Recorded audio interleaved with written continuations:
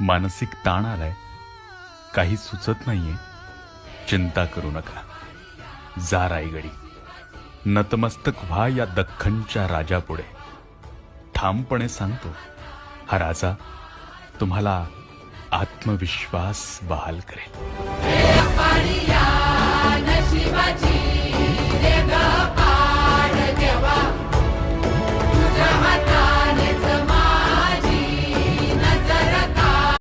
मानसिक ताण आलाय, काही सुचत नाहीये.